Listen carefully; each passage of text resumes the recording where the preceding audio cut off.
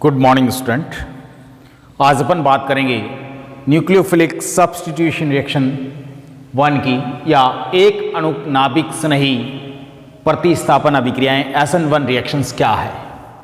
सामान्यतः जो tertiary alkyl halides हैं, 3 degree alkyl halides, they shows SN1 types of reaction, वो SN1 अभिक्रियाएं दर्शाते हैं। ये अभिक्रियाएं सामान्यतः 2 पदों में पूर्ण होती है।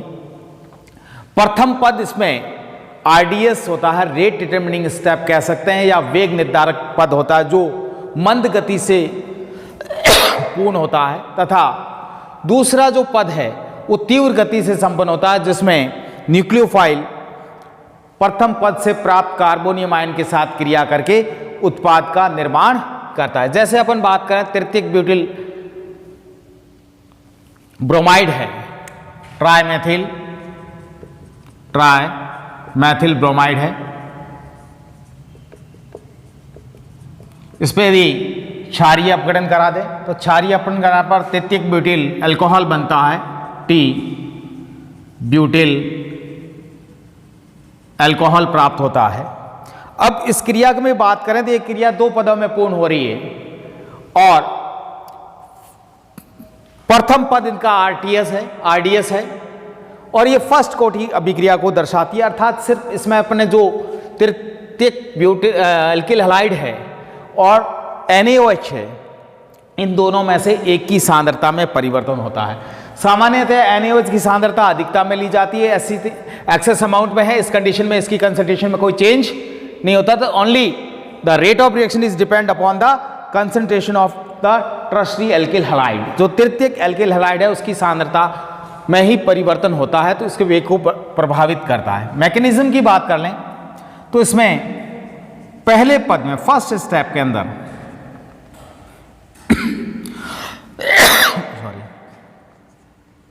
जो टर्शरी एल्किल हैलाइड है, वो टर्शरी एल्किल हैलाइड डिसोसिएट होता है, CX बंध टूटता है, और इस बंध के टूटने से, ब्रेकडाउन होने से कार्बोनियम आयन का निर्माण होता है। ये जो है 3 डिग्री कार्बोनियम आयन बनता है, और ये जो पद है वो RDS है, रेट डिटरमाइनिंग स्टेप है, मंद गति से पूर्ण होगा, और जो टर्शरी एल्किल हैलाइड है उसकी सांद्रता में परिवर्तन होता है। दूसरे पद में जो प्रथम पद से प्राप्त, फर्स्ट स्टेप से जो प्राप्त अपने पास कार्बोनियम आयन है, that carbonium ion is react with nucleophile. जो अपना न्यूक्लियोफाइल है, NaOH से OH माइनस न्यूक्लियोफाइल आएगा, उसके साथ क्रिया करता है, और न्यूक्लियोफाइल के साथ क्रिया करके ये तृतीयक अल्कोहल, ब्यूटिल अल्कोहल कह दें, या ट्राई मैथिल अल्कोहल कह दें, या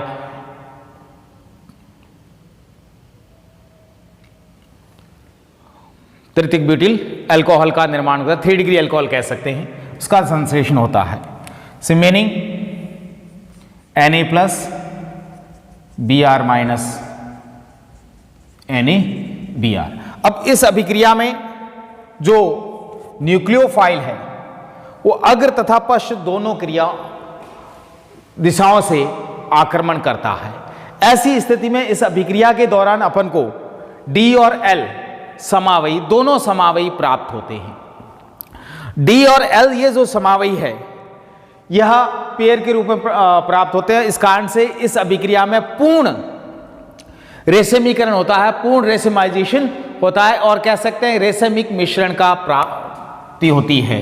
तो इस अभिक्रिया में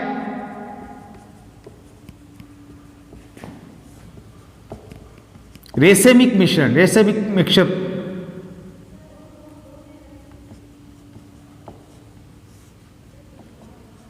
मिश्रण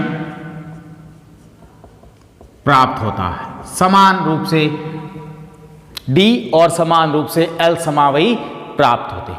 अगर अपन ग्राफिकल बात करें तो जो रिएक्टेंट है वो रिएक्टेंट परस्पर क्रिया करके दो संक्रमण अवस्थाएं दर्शाता है। प्रथम संक्रमण अवस्था की जो सक्रियण ऊर्जा है उसका मान अधिक होता है और द्वितीय संक्रमण अवस्था का मान कम होता है। तो प्रथम वाला पद जो मंद गति से पूर्ण होता है, स्लो होता है, और सेकंड जो है वो फास्ट गति से पूर्ण होता है। ये जो डिफरेंस बता रहे हैं अपन उत्पाद और अभिकारक के ऊर्जा का डेल्टा एच जो अभिक्रिया के ऊष्मा को व्यक्त करता है। इसके बाद है SN1 अभिक्रिया का क्रम, सीक्वेंस क्या है, ऑर्डर क्या है, जो एल्किल हैलाइड्स हैं वो किस सीक्वेंस के अंदर SN1 अभिक्रियाएं देते हैं। मोस्टली जो SN1 रिएक्शंस है वो टर्शियरी हैलाइड आसानी से दर्शाते हैं।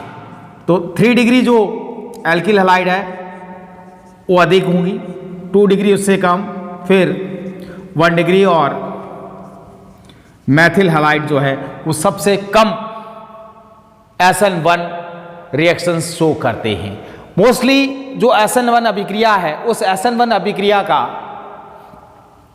स्थायित्व रिएक्टिविटी ऑर्डर डिपेंड करता है टाइप्स ऑफ कार्बोनियम आयन पर। जो कार्बोनियम आयन अपन को प्रथम पद से प्राप्त हुआ है उसका स्थायित्व क्या है। यहां पर अपन को 3 डिग्री कार्बोनियम आयन प्राप्त होता है और 3 डिग्री कार्बोनियम आयन अधिक स्थायी होता है। इस वजह से ये जो SN1 रिएक्शंस है वो 3 डिग्री रिएक्शंस को शो करती है।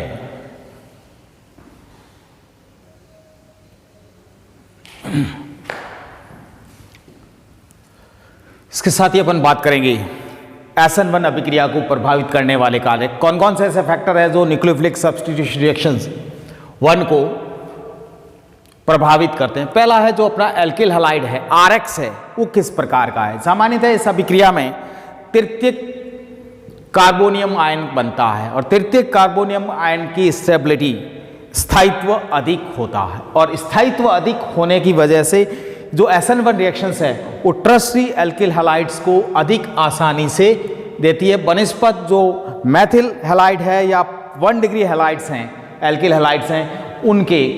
मोस्टली कारण है कि जो कार्बोनियम आयन है इस पे जो कार्बोनियम आयन बना है उसके ऊपर इलेक्ट्रॉन विकर्षी समूह एल्किल ग्रुप जुड़े रहते हैं और एल्किल ग्रुप जुड़े होने की वजह से वो उसके धनायन को अधिक स्थायित्व प्रदान कर देते हैं। पॉजिटिव जो चार्ज है उसके ऊपर वो अधिक स्थायित्व प्रदान कर देते हैं। जैसे अपन ट्रस्टी की बात करें, ट्रस्ट के ऊपर 3 इलेक्ट्रॉन विकर्षी